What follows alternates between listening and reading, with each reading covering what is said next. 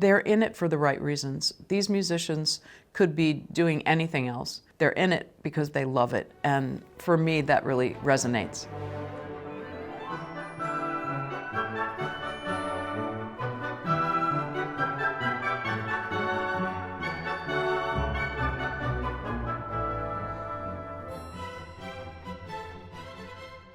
It's been a wonderful couple of years so far as principal guest with the Philharmonia. It's an amazing orchestra. The musicians are passionate and quick, and they like to have fun, and we put amazing programs together in no time at all. So for me, it's been a real joy, and the time has just flown by.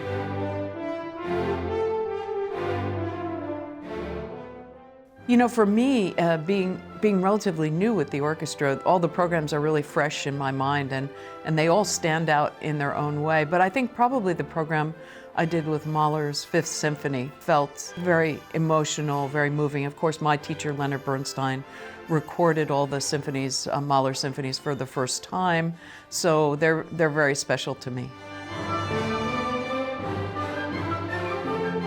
I think the Philharmonia sound it's a European sound with a British sensibility, which to me means that it has flexibility, it has a richness, it has a burnished quality. So it's a sophisticated sound, but it also has a quickness and a flexibility that sometimes European orchestras don't have.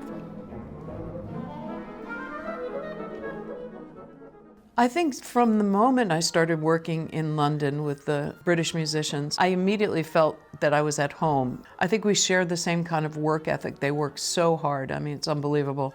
And they're in it for the right reasons. These musicians could be doing anything else, and they choose to be musicians because it's their passion. They're in it because they love it. And for me, that really resonates. I think that music has a very unique place in our world today. It has the potential to make a very positive contribution to our human race. Everyone is born hot-wired for music. There is not a single person that doesn't hum or sing or whistle or hear a pop song that they love and say, oh yeah, that reminds me of that date or when we went to the beach. Or music it's a trigger for so many emotions, for memories, for loss, it can be a refuge as well.